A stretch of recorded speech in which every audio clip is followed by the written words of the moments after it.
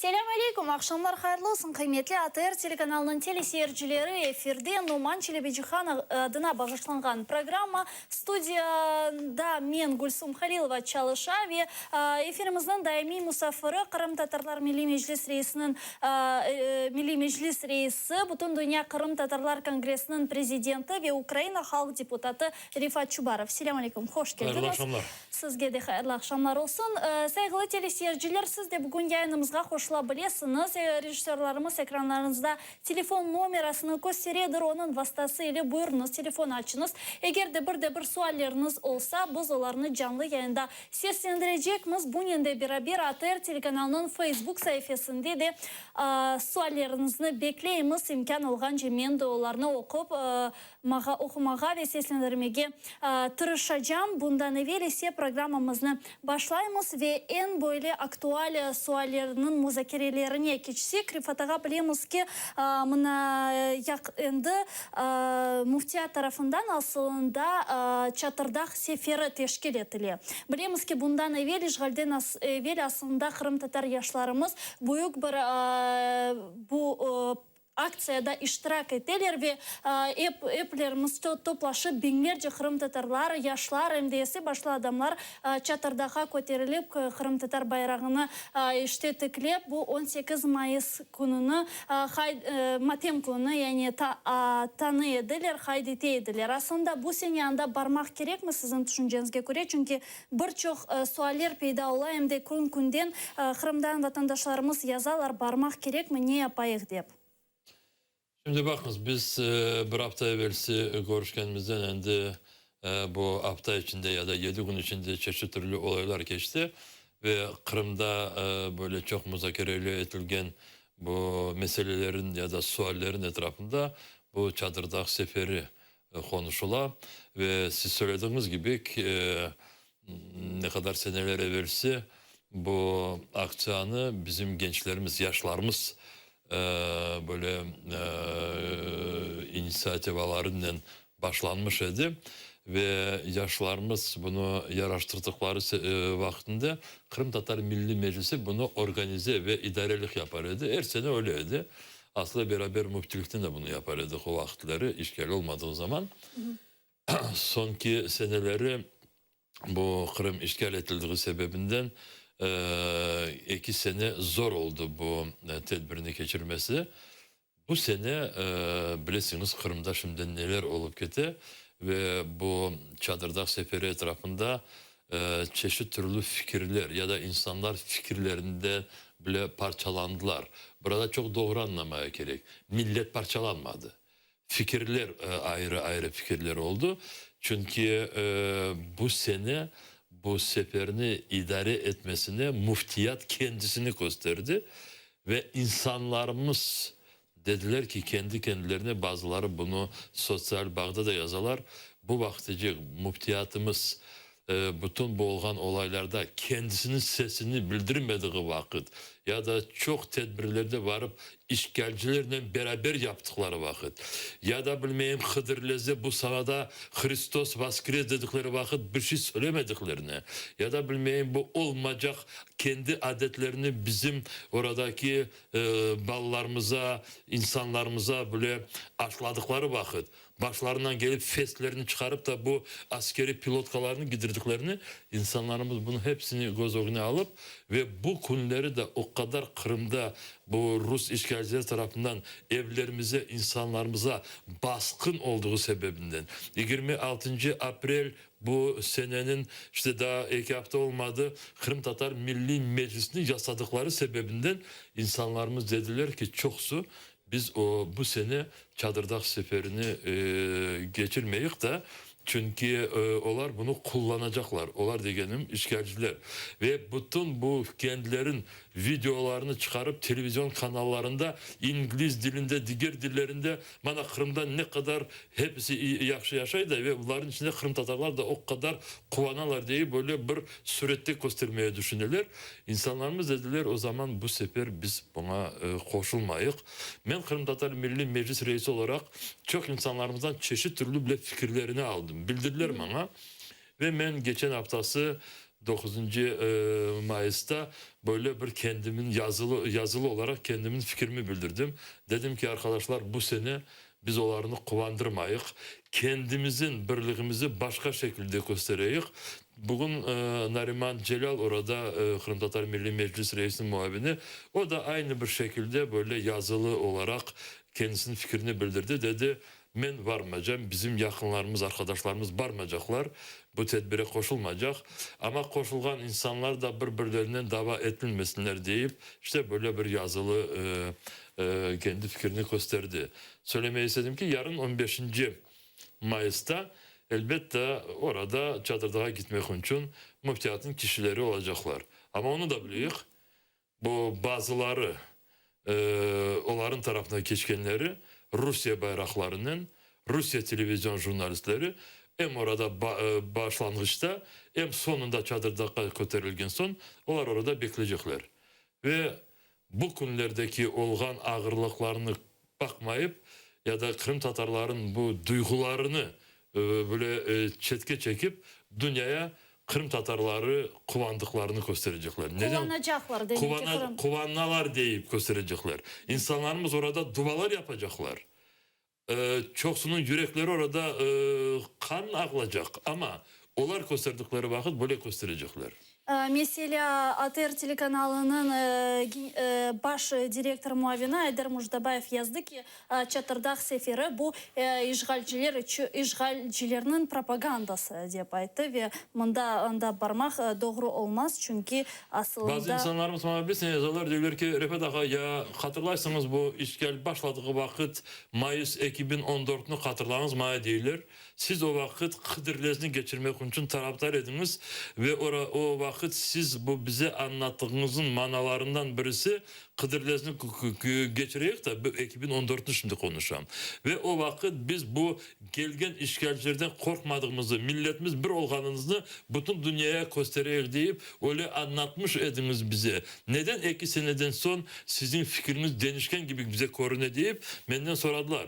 Ama bunu hatırlatmaya isteyeyim bir gerçekten de 2014. sene Mayıs'ta bizim kurbanlarımızdan Reşat Ahmetov var idi. Bunu da bizi korkutmak için yapmış ediler. Ve o vakit bize daha o kadar sarılmamış ediler. Bizim aramızdan satılmış insanlar yok idi.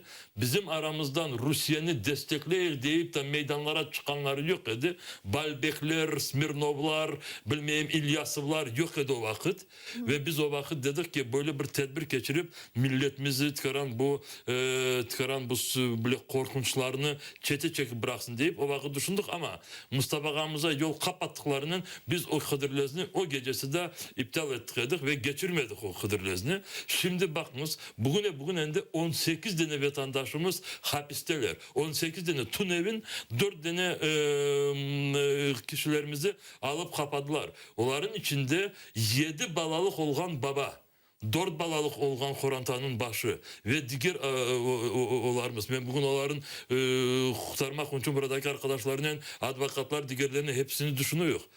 Geliniz Rifat Ağa devam ederken de bu repressiyalarga keçek ve Çatırdağ seferi meselesini yekünlegende ben bileyim ki aslında Kıdırlez'den bu sene geçirilgen Kıdırlez'den biz gördük halkımızın işte boysunmağanı ve aslında böyle işgalciler teşkil etken ya da hainlerin teşkil etken tedbirlerine barmağanları ben bilesem işte bu aksiyada da iştirak etmeyecekler ve aslında görüyoruz ki şimdi vatanımızda kendide bu repressiyalar yine de hakaretler devam etti.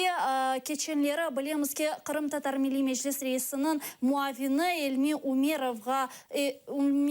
Umerov'un evinde tintuf geçirildi ve aslında onu FSB hadimleri alıp gittiler öz merkezine. Siz bu hareketlerge nasıl izahat verirsiniz ve ben bileyim ki galiba onu biz ATR telekanalının yayında, yani benim yayınım edi ve aynı şu yayında o Rusya'nın birliğine karşı bir sözler aytkan dep aytalar. Aslında siz bu hareketlerge nasıl izahat verirsiniz ve neticesi nasıl olacak sizin düşüncenizge göre? Şimdi bunu da öyle anlamaya gerek ki orada Kırım'da bütün insanların böyle ağızlarını kapatmak değil de böyle aslında düşüncelerini toktatmak için işte böyle bilgili, namuslu insanlarımızga böyle açıktan baskın yapalar, diğerlerini korkutmak için. Gerçekten de İlmi Umerov'un kendisinin böyle açık fikirleri var ve bu fikirlerinden bu İlmi Umerov saklamıyorları. Ama bunu söylemeye gerek ki 26 April'de Kırım Tatar Milli Meclisi teröristik bir teşkilat olarak tanılıp da son meclisin faaliyeti yasaklandıktan son elbette meclis azalarına böyle karşılıklar da olacak deyip düşünüyoruz. Yazıklar olsun. Arkadaşlarım bunu hepsini bilirler. Ben İlmi Bey'ini, İlmi dostumuzu yasaklayıp, yakalayıp da arabadan Simferopol aktıkları vakit ben onun telefonuna bağlandım. Oradakilerin yanındaki olganlarına bakmayıp dedi ki inşallah yaxşı olabilir dedi. Ben de dedim biz hepimiz dikkat edelim. Bütün dünyaya bildirdik dedim. Gerçekten de hemen dünyadaki böyle çok bilgili siyasetçiler, bazı ülkelerin bu rehberleri buna çok böyle kendilerinin rahatsız olanlarını bildirdiler.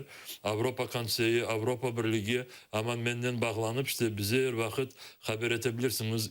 Çünkü İlmi çok bilgili bir siyasetçi ve bilgili kişimiz.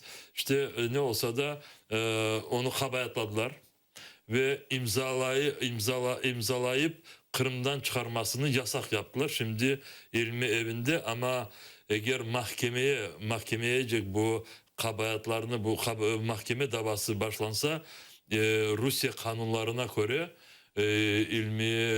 ilminin başına çok büyük ağırlıklar gelebilir. Şimdi iki tane kişi orada Kırım'da ben kendimi ya da diğerlerini buradaki olanlarını söylemeyeyim. Evet. Orada iki tane kişi işte bu maddelerle kabahatlanırlar. Bu birisi Nikolay Semina, ikincisi İlmi Umerov. 5 mi 7 seneden kapalı da devam edebilir. Ama işte diyeyim de milletimizi korkutmak için. Çünkü aynı o konuda Bahçesaray'da diğer vatandaşlarımızın evlerine gelip oradaki kahveleri gelip basıp 4 tane kişimizi alıp gittiler. Ben bu kişilerini hatırlatmaya isteyeyim. Apseyitov Zevri, Mehmetov Remzi, Abiltarov Rustem ve Mahmutov Enver. Bakınız bu çok namuslu, kendilerini orada böyle çok böyle düşünüp alıp baran, millet taraftan sevgi olan insanlarımız, korantalarına bakan insanlarımız, dedim Demirel işte 7-4 balaların babaları terörist böyle planlaştırdıklarına, terörist çalışmalarını hazırladıklarına kabahatlanırlar da ve bunu şimdi mahkemeye alıp gitmeye istiyorlar. Neden bunu yaparlar? Milletimizi korkutup milletimizi oradan topraktan gittiklerini işte böyle bir hareket getirmeye, böyle bir durumga getirmeye çalışıyorlar. Ya sizin düşüncenizge göre şimdi bilemiz ki işte bu sanki prokuror, Kırım'ın sanki prokuroru Natalya Poklonskaya aytты ki bu insanlarga 10 yıldan ziyade işte apis kalabilirler. Yani bu mahkemelerin neticelerini siz gözleysiniz mi? Gerçekten de böyle olabilir mi? Biz bunu oğullarını kapatmak için bütün buradaki becerdiklerimizi alıp barıyık ve şimdi bütün bu halkara cemiyetler tarafından da böyle hareketler endi başlandı. Çünkü bilirsiniz aynı bu sonki insanlarımızı aldığına bakı değil ama onun o günde olan bu baskınlara bakıp Avrupa Birliği 12. Mayıs'ta kabul etken rezolüsyada işte Kırım Tatar Milli Meclisi haksız yasaklandığı sebebinden oradaki vatandaşlarımıza böyle baskınlar yapıldığı sebebinden Aktem Çiğgöz ve diğer arkadaşlarımız hapiste olanları sebebinden Kırım ve Rusya'ya ayrı sanksiyalar ya da yasaklamalar kabul etişi deyip böyle rezolüsyon aldılar. Diyeceğim Kırım'daki olan bütün baskınlar şimdi Avrupa'daki bu teşkilatların dikkatinde. Rifat Ağa işte Milli Meclis Reis Muavini İlmi Umerovna işte böyle hakaretler yapılganından ben şunu sormak isteyeyim ki sizin düşüncenizge göre bilemiz ki anda diğer meclis azaları da var. Onlar da şimdi risk altında olabilir mi? Şimdi Kırım'da risk altında olmayan Kırım Tatarı yok. Belki de 4-5 tanesi kendileri biz riskin içinde değiliz diye belki de içinden kuanalar. Misal için Belbek Ruslan, Zaur Smirnov, Teyfur Gafarov, Remzi İlyasov ama onlarda aldanmasınlar. Diğer Tatarlarını böyle çekip algan son onların da sırası gelecek. 44. senesi hepsi aynı vagonlarda edilir. Ve bu Rus işgalcileri tarafından böyle temiz ya bilmeyim temizsiz bilmeyim işanacak ya inanılmayacak Tatarlar yoktur. Onlar için biz aynı bile gerekli olmayan bir milletimiz orada. Onun için hepsinin kendisi sırası bilir eğer hepsi birlikte olmasalar. Bu sebepten oradaki birlik ve dünyanın bütün bu yapan hareketlerini bir yere getirip milletimizi orada saklamak ve ne kadar tez olup da bu toprağımızı işgalcilerden boşaltmak. Geçenleri siz o Facebook sayfanızda işte böyle yazdınız ki diğer Karasu Bazar mesela rayonda ve diğer de rayonlarda böyle tıntıvlar geçirilebilir ve görüyoruz ki bugün Pionerskaya kasabasında aynı böyle tıntıvlar geçirildi ve Karasu Bazar'da camilerinde de böyle tıntıv geçirildi. Aslında ne beklemek gelecekti? Şimdi vatandaşlarımızga gelip bizge de gelecekler mi? Biz de bu alga kalacakmız deyip oturmalı mı şimdi? Şimdi bakmaz. Allah göstermesin insanlarımızı korkutmak için de gir. Bazı böyle durumlarda bilgi ya da bilmek erteden bir şeye hazır olmak. O sebepten işte söylediğimiz ona gelsin de insanlarımız hazır olsunlar da böyle apansızdan geldikleri vakit çok şaşmalamasınlar. Asıl korkmasınlar bir şeyden. Çünkü daha Allah'a şükür da birisinin başını bu işgal orada böyle derece endi olgan son birisinin bile başını almadılar. En ağırlığı hapiste bırakabilirler. Ama hepsinden önemlisi insanlar, akrabaları, komşular bu birisinin başına bir türlü ağırlık gelse onların boş bırakmasınlar. Ama burada bunu söylemek isteyeyim. O kadar çok bile heyecanlanıp ve milletimiz için bu ağırlıkta milletimiz için kullanıp ve ben söylediğime göre bazıları bile inanmayan gibi olsalar YouTube'a, internete girip YouTube'da baksınlar. Nasıl bu TÜNEV'in yakalangan insanlarımızın evlerine geldikleri vakit, misal için Abiltar Rustem'in evine geldikleri vakit, Abseyit Zevri evine geldikleri vakit, diğerlerin evlerine geldikleri vakit, orada yüzlerle arkadaşlarımız, vatandaşlarımız toplandılar. Kadınlar, erkekler o polislere söylemeyenleri olmadı. O sebepten işte böyle birliğimizi korusunlar ve bunun da faydası vardır. TÜNEV'in ben TÜNEV'ine göre evet TÜNEV'in ayrı bir informasyon aldım. Çünkü gerçekten de böyle aslında bu ikisinin içinde bizlere burada Kiev'te çeşit kaynaklardan çeşit türlü informasyonlar geliyor. Bunu doğru anlamaya gerek. Bu kuru Ukrayna'nın içinde diğer ülkelerden, diğer halkara cemiyetlerden, Rusya'nın içi de o kadar böyle bir bilesiniz hepsi Putin gibi değil. Orada da bazı farklı insanlar varlar ve onların informasyonuna göre bu TÜNEV'in olgan bu baskınlardan son bir iki gün içinde bu baskınlar devam edecek ve bana söylediklerine göre Karasu Bazar, Bakşisaray rayondaki bazı köylerde de böyle ucumlar olacak, baskınlar olacak ve daha bir 10-15 kişilerimizi bu teröristik ya da Hizbut Tahrir işte bu temasında kabayatlayıp onları içeriye alabilirler diye böyle bir informasyon geldi. Ben düşündüm çünkü her bir gelen informasyonu biz yeni yollarından bile bir öğrenmeye becermesek biz o informasyonlarını bile bir keden dağıtmayak. Ama bu informasyonu kendimde çok tutmayayım insanlarımız hazır olsun deyip TÜNEV'in ben bunu kırma bildirdim evet. Rifat Ağa görüyoruz ki işte böyle hareketler çoklaşa. Sizin düşüncenizge göre bu yakınlaşkan 18 Mayıs gününe bağlı mı? Mesela biliyoruz ki Mına Ilmi Umerov'a yasak etilerinde Kırım'dan bir yerge çıkmağa biliyoruz ki Çonkar'da işte miting teşkil olunacak. Belki bu insanlar çıkmasın deyip yapılan mı böyle şeyler? Burada çok sebepler olabilir. Sebeplerin birisi geçen senesi yapılan bütün bu onların tarafına yapılan baskınların o baskınlardan onlar bekledikleri yerine gelmedi. ya da bu Demre'ye söylediğim bu remziler, zavurlar, balbekler, teypuklar, olar millet tarafından Rus işgalcileri beklediği kadar aslı destek almadılar. Yakın aslı o kadar beklediklerinden almadılar. Ve şimdi milletimizi daha çok ezmeye tırışalar bunlar.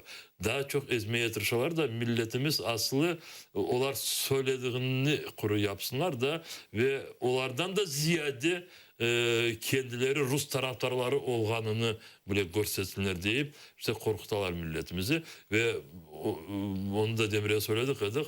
Bazıları tez Kırım'dan topraklarını bırakıp gitsinler deyip işte bundan yaparlar. Öyle düşünceler peyda oldu ki mına sanki dersin iş bu hareketler Kırım Tatar halkımızını bir hareketler yapmaya mecbur etti. Misal olarak Zahir Smitlayev işte böyle şey aytkan, yazgan ve men okumak isteyeyim цитата.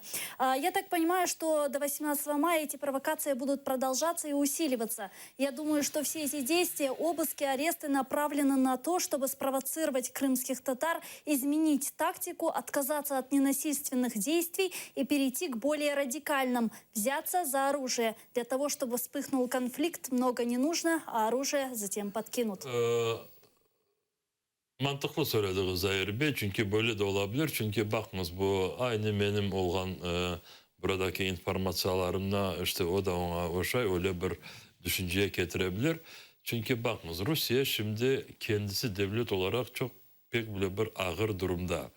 Ve Rusya şimdi bu Batı ülkelerinden böyle bir diyalog kurup işte bu sınırsız yapkanlarından bazı yerlerde artığa kayıtmaya isteği. Ama Kırım'ı kendisine kaldırmaya isteği. Ve o sebepten şimdi de Rusya bu kendisini Batı ülkelerine böyle bir teröristlerge karşı hareket etken bir ülke olarak gösterime getirirse. Suriye'de varıp oradaki bütün yaşayan insanları bombalayıp çıktılar. Ya da bilmem Çeçenistan'da, Kafkas'daki, Dagistan'da bana bu günleri çok hücumlar oldu insanlara karşı. Ve şimdi Kırım'da dersin ki böyle balaban bir İslam teröristik böyle bir teşkilatı var da şimdi onların ucuna, onların izlerine düşüp da şimdi onları hepsini yakalayıp da böyle bir Batı ülkelerine göstermeye istiyorlar. Bakınız biz Kırım Tatarlarının değil, biz teröristlerle böyle davalaşıyız burada değil, böyle bir göstermeye istiyorlar. İşte buradan çok yazık ki gerçekten de insanlarımızın bu sabrılığında sınırları vardır da ben Tönev'in bu videoları baktığım vakit gerçekten de gördüm nasıl bu erkek insanlarımızın yumrukları böyle kendi başına sıkıla, nasıl oradaki gençlerin közleri orada ve illa bir vakit bir şeyler olabilir ve Ruslar bunu istiyorlar. Ruslar bunu istiyorlar çünkü bir yerde bile bir ateşçik bile bir çıksa aman onlar bütün güçlerini oraya bırakıp oralarını darmadağın edecekler. İşte o sebepten ben burada bazı sizin yayınlarınızda çıkaran belki de böyle bir açılanın bunu söylediğim vakit böyle yerlerde cemaatka bile baskın olduğu vakit orada mufti beyimiz gerek, orada imamlarımız geldiği gerek, orada bu Remzi İlyasov ya diğerleri kendilerini o kadar liderlik gösterecek olsalar oraya varsınlar. Bu AMO'nun o güne dursunlar dersinler ki bu bizim insanlarımız, siz ne yaparsınız? Mahsus olarak oraya varmaylar. Çünkü eğer orada insanlarımızın sabrı böyle tolup taşıp da bir patlayacak gibi bir şey olsa o zaman onlar düşünürler ki bunların pozisyonları daha çok kuvvetli olacak. Çünkü onlar orada kalacaklar rehberlik gibi. Öyle olmayacak. Ateş sağlık göstermesin orada onları da boş bırakmayacaklar. Ya ne yapmak gerek şimdi vatandaşlarımızga sabır etmek gerek mi? Gerçekten de sabır etmeye gerek. Bazıları bunu kritik edilir. Sabır etmeye gerek dediğim işte boysunmağa değer. Allah göstermesin. Boysunmağa değer. Boyun ne kadar orada sunulsa o kadar da çok ezecekler.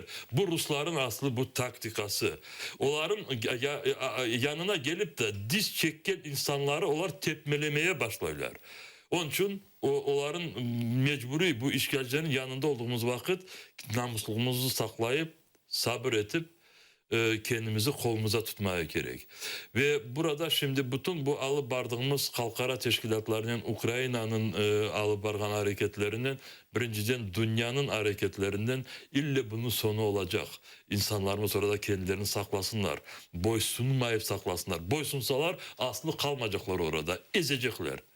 Doğru aytınız, işte halkara teşkilatlar hakkında söz yürütetkende işte siz bu arada çok böyle kompetentsiniz ve aslında birçok yerlerde iştirak edip halkara teşkilatlarında Kırım Tatar problemlerini işte yansıtasınız, tarif ettiniz. Aslında şimdi halkara bütün dünyada bu meseleye nasıl bir reaksiya oldu bilemiz ki Buharest'te mitingler ötkerildi, sonra Avrupa Parlamentosunda da bu rezolüsiya kabul edildi. Bunun da beraber nasıl hareketler ve reaksiyalar var dünyada? Şimdi bilirsiniz 18 Mayıs'ın bağlı işte bu genotsit temasının hepimiz şimdi burada çalışmalarımızı alıp barıyık. Bugün Eskender Bareyev arkadaşımız New York'tan geldi. Emine Cepar da orada kendi çalışmalarını devam etti. Bu Birleşmiş Milletler Teşkilatı'nın yanındaki ya içindeki bütün çalışmalarımız. Bu birincisi Mustafa Ağamız şimdi Stockholm'de. Bir gün daha Cemal'la beraber orada olacak ve yarın bir gün Kanada'da çok büyük programması var. Kanada ülkenin pozisyonu bizim için çok mühim, çok önemli çünkü Kanada gerçekten de Kırım Tatarlarını Ukrayna'nın çok destek eden ülkelerden birisi. Bugün iki başkentte, birincisi Ankara'da, Türkiye Cumhuriyeti'nde oradaki bütün bizim bu Dünya Kongre azaları ya da oradaki bütün bu cemiyetlerimiz, platform kurduğu cemiyetlerimiz, 40'tan ziyade cemiyetlerimiz, onlar Ankara'da büyük bir miting yaptılar Merkez Meydan'da ve bu mitinge Türkiye Cumhuriyeti'nin Başbakanı, Cumhurbaşkanı Tayyip Erdoğan böyle bir beyanatla ya bir müracaatla çıkışta bulundu. Kendisi de gir ama dağıttılar, seslendirdiler. Aynı zamanda Romanya'da Bukarest şehrinde oradaki bazı derneklerimiz Rusya konsolosluğunun karşısında işte böyle protesto mitingler yaptılar. Söylediğim gibi Demirel'e 12. Mayıs'ta Avrupa Birliği'nin Avrupa Parlamenti çok bile bir konkret olarak rezolüsyon kabul etti. Meclis yasaklandığını için oradaki bütün bu cinayetke yol açanları onlara yaptırımlar, sanksiyalar yapılsın, adları, soyadları Avrupa ülkelerine verilsin. 23-24 Mayıs'ta Ankara'da, Kene'de, İstanbul'da bu Dünya Humanitar Summit ya da konuşumu olacak. Bütün ülkelerin cumhurbaşkanları, prezidentleri gelecek. Mustafa Kemal de biz Ukrayna heyetinin içinde orada ayrı olaylar geçirecek. Kırım'la bağlı humanitar bu temasının içinde ve Kırım'daki durumunu anlatacak. Burada Kiev'te şimdi Ukrayna parlamentosunda bu geçen haftada eklenen karar alındı.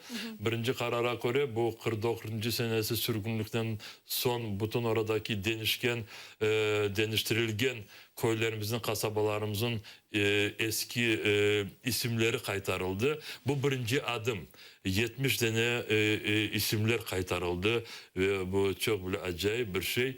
Orada evet bir nokta var. Bu isimler Ukrayna'da Kırım'ı işgallerden boşalttıktan sonra kullanacak. Ama resmi olarak bu şimdi isimler kaytarılmış deyip sayılır ve biz bunu şimdi burada kullanabiliriz. Aynı zamanda Ukrayna'nın parlamentosu 17. Mayıs'ta 17. Mayıs'ta diyeyim 15 işte evet Cuma akşamı da bir beyanat dağıttı dünyaya ve bütün dünya parlamentolarına Kırım Tatar milletin hakları tanılsın. Bu 44. senedeki cinayet genotsit şeklinde tanılsın ve orada çok önemli bir madde de var. Kırım Tatar milletinin Ukrayna devletin içinde kendi milli hakkını tiklemesi hakkı var. Pravo na samoopределение. Şimdi biz bu hazırlanan basamaklardan sonra endi gelecek adımlarımız kanunlu kabul etmesi yakın zamanlarda bu da olacak. İşte yavaş yavaş bir adım gidiyor. Umut etemiz ki bizde Kırım kaytarılgan son işte bu gayridan tiklengen isimlerini, adlarını biz de endi seslendirmeye başlarmız ve Sovetimizde ama menimce bu deniştiren adlarını biz endi bunlara da kendimiz bir programa degen planlaştırayık da ve bütün konuşmalarımızda, ATR'in yayınlarında ve buradaki hakimiyetke de onları Kırım'da kullanmayacaklar ama diğerlerimiz hepsimiz kullanayık bunları. Şu bilesiz ve sohbetimizni devam ederekinde bilemiz ki şimdi Ankara'da Kırım Tatar Yaşlar Kurultayı ötkürülüyor. Aslında bu mevzuda aslında nasıl musualler müzakere ediliyor. Bu hafta da birkaç söz aytınız lütfen çünkü yazarlar insanlar meraklanalar ve aslında anda ne olup geçiyor, nasıl yaşlarımız Şimdi evvelden de vaktinde bile bir sene içinde böyle gençlerin ya da yaşların kurultayı geçiriliydi. Ve şimdi başka bile bir şekilde ve başka bir manası peyda oldu. Çünkü evvelde işgal yok idi. Evvelde Kırım Tatar Milli Kurultayı, Kırım Tatar Milli Meclis yerinde bütün cemiyetlerimiz yüzlerinin Kırım'da serbest çalışalar. Ve o vakit bu geçirilgen kurultayların birinci böyle rolleri işte birbirlerinden tanışmak, idealarını paylaşmak, müzakere etmek böyle bir şekilde geçirildi. Şimdi bu işgal başlangan son ve bu geçen senesi Dünya Kırım Tatar Kongresi geçirilgen son gençlerimiz de böyle bir düşüncede oldular. Bizlerden akıl tanıştılar. Kendilerin oradaki olgan ülkelerdeki rehberlerinin Kırım Tatar toplumun rehberlerinin akıl tanıştılar. Ve gençler şimdi bütün bu kendilerin potansiyellerini Kırım Tatar Milli Meclisi'nin, Dünya Kongresi'nin beraberlikte böyle birleştirmek için işte böyle bir gün tertibi kurdular. Şimdi orada TÜNEV'in başlandı bu gençler, yaşlarımızın kurultayı. Onlar şimdi ben söyleyeyim olmam kaç ülkeden geldiler ama Uzbekistan'dan varlar, Litvanya'dan varlar, Kırım'dan varlar, Romanya'dan varlar, Türkiye'den varlar. Daha diğerleri kimler orada? Onlar şimdi işte kendilerine bu gençler ne yapabilirler? Ne yapabilirler? Kırım Tatar milleti, kendi milleti için ve Kırımlı işgalcilerden tez boşaltmak için. Bunun etrafında şimdi orada müzakere yaparlar. Ondan sonra bundan da haberiniz olsun. Belki Karan yanlış yapabilirim ama İyun ayın sonunda burada Kiev'te burada da böyle bir toplantı geçecek. Bu toplantını bu esas Ukrayna'daki olan Kırım Tatar yaşların teşkilatları hazırlayırlar. Ama onlar da misafirlerini çağırırlar. Ve burada Ukrayna'nın içindeki olan Kırım Tatarları kendi hisselerini nasıl şekilde koşabilirler. İşte bakınız milletimiz bu işgalciler olmayan topraklarda milletimiz bütün potansiyelini böyle bir yumrukka getirmek için tırışa. Gerçekten de bu yumruğunu da biz şimdi gelecek işte sanlarda da göstermek gerekmiz. Bilemiz ki 18 Mayıs ende yakınlaşa aman birkaç günden son bu tedbirler ötkerilecek. Mana Kırım'da aytınız vatandaşlarımızga nasıl bir hareketler yapabilirler. Bilemiz ki birçok protesto aksiyaları da teşkil ediliyor ve ne yapmalılar vatandaşlar? Bazı yerli meclislerimiz kendilerin bu nelerini arizalarını oradaki işgalcilerin hakimiyetlerine verdiler ve soradılar 18 Mayıs'ın bağlı matem tedbirlerini geçirmek için hepsine yok dediler. Ben sonki haberini dün Sudak'tan aldım. Sudak Regional Meclisi'ne de yok olmaz. Çünkü Kırım Tatar Milli Meclisi yasaklandı deyip böyle yazılı olarak böyle yok deyip cevap verdiler. Anlaşıldı. Biz bunu da bilebiliriz. Şimdi sonracık anlaşıldı. Oradaki yerli meclislerge 18 Mayıs'tan bağlı tedbirleri geçirmesine hiçbir türlü fırsat vermeyecekler. Ama söylediğimiz gibi insanlarımız birisi böyle bu konu böyle susup da evlerinde olmasınlar. Söylediğimiz gibi daha bir kere de hatırlatayım. Saat 12'de bütün Ukrayna'da diğer ülkelerde bu sükunet dakikası. Biz bu vakitte hatıra taşların yanında olsak, bazı köylerde eğer hatıra taşları olmasa camilerde insanlarımız toplansınlar ve ondan sonra sükunet dakikası bitti bitmedi. Bütün olan arabaların bilmeyeyim diğer eğer fırsatlar olsa signallar vermesi bu bütün kurbanlarımızın hatırasını için etrafa bildirmek için ve elbette orada arkadaşlarımız diğer formaların da arasınlar ama saat 12'de insanlarımız mutlak bu hatıra taşların yanında olsunlar. Geldiler kendileri ya o kadar gelmesek ya daha ne olacak? Sovyet zamanında aslı yasaklanmış olduğu vakit insanlarımız mezarlıkta toplanaydılar. Şimdi Allah'a şükür orada çok toplanmaya yerlerimiz var. Her bir köyde kendileri ayırsınlar da saat 12'lerde oraya gelsinler. Bir dua okusunlar. Buna çağırıyor biz hepsini. Ben daha bir kere de hatırlatmaya olabilirim. Burada çok tedbirler yapılacak. Hepsini şimdi söylemesi çare de yoktur. Ama anlaşıldı ki saat 3'te 18. Mayıs'ta devletin rehberleriyle beraberlik bu matem rekviyemi geçirilecek. Saat 7'de merkezde bu Mustakil Meydanı'nda miting başlanacak. Son saat 8.30'da orada da gençlerin bir tedbiri geçirilecek. Çok şehirlerde arkadaşlarımız hazırlanalar. Lvov, Harkov, Vinnytsa, Kherson, Çongar. Çongar'da da oradaki Balaban bütün Balaban mitingler olacak. Ondan da başka çok müzeylerde studentlerimizin yanlarında böyle toplantılar, çeşitli türlü leksiyalar. Hem bu bilirsiniz bu formal şeklinde değil. Buradaki şimdi toplum ve kuru Kırım Tatarlar değil de Ukraynalılar. Çok yerlerde Ukraynalılar birinci sırada. Biz bunu yapacak, biz bunu yapayız, beraber yapayız ve bu açık yürekten yapılır, sıcak yürekten yapılır. Böyle mecburi değil aslında. Birisine demedi, böyle yapınız da böyle yapınız. Pazar ertesi 16. Mayıs'ta Kırım Tatar Milli Meclisi ve Ukrayna Dışişleri Bakanlığı Diplomasi Akademiyada elçilerini toplayacak ve gene de sizin ülkeleriniz ya halkara cemiyetler Kırımlı ve Kırım Tatarlarını korçalamak için ne yapabilirler deyip orada böyle bir açık konuşmalar yapacak.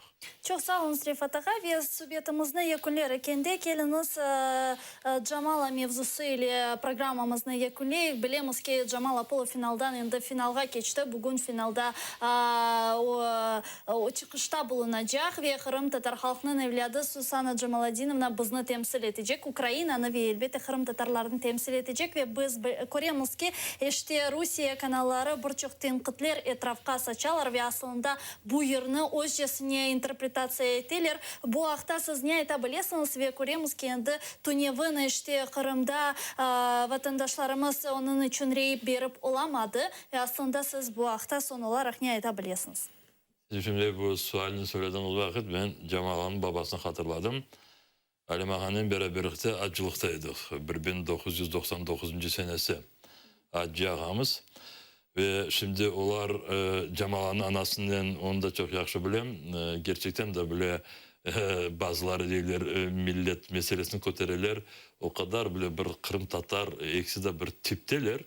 Eksi de birbirine o kadar yakınlar ve o sebepten Cemal'ımız da o kadar bile bir talantlı bile bir kızımız oldu. Şimdi onları düşünüp kaldım. Dedim ki onlar ne nasıl bekleyecekler bu geceleri. İnşallah bütün beklediğimiz yerine gelir. Ama bakınız ben o kadar işanam ki ve inşallah öyle de olur. Cemal'a kazanacak birinci yerini.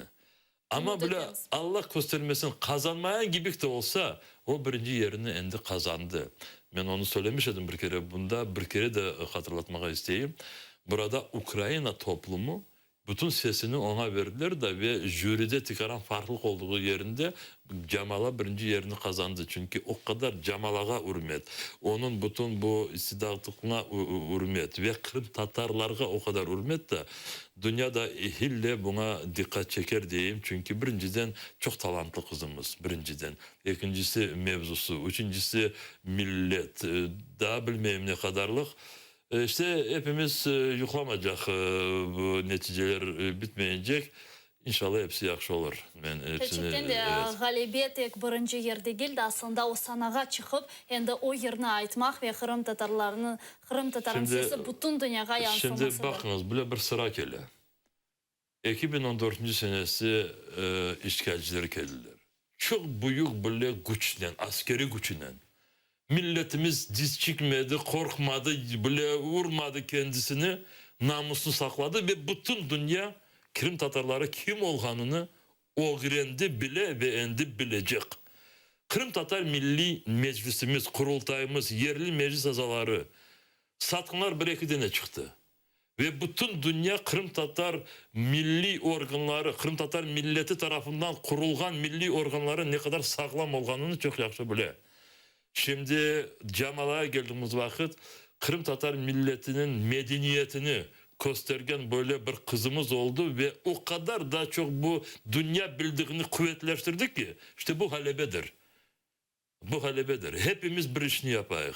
İnşallah daha çok iyi olacak da ve bütün beklediklerimiz yerine gelecek de ve bu mevzuları hepsini Kırım'da, Bahçesaray'da, Orkapı'da, Cankoy'da, Sarabuz'da, Karasubazar'da, Ayseriz'de her biri de devam edecek.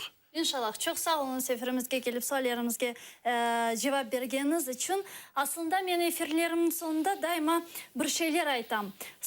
Suflörda men ertece hazırlagan metinler yazılı, şimdi ise o bomboş. Aslında geçken efirimden son çok hadiseler yüz berdi, fakat men şimdi ne aytacağımı da bilmeyim. Bilgenim tek bir şey var, o da biz suskanca onlarının ucum etkenidir. Elbet mından aytmağa kolay dep düşünesiniz. Anda olgan ve kun bu baskı altında yaşagan sizsiniz. Doğru. Fakat yat ellerde vatan acısı bir başka duyula. Bazılarınız buna yaşamaktır der ama biliniz, böyle yaşam horluktan da beter. Bugün kuvvetlerini birleştirip birlik olmakның vaktidir. Elimizden kelgenini yapmak değil de elimizden daha çok kelgenini yapmak vaktidir. Şerefli ve namuslu halkım, bugün birlik olmanın vaktidir. Kalbimizde yuklap kalgan şu intikamını uyatmak vaktidir. İlerideki yayınımızda görüşkence.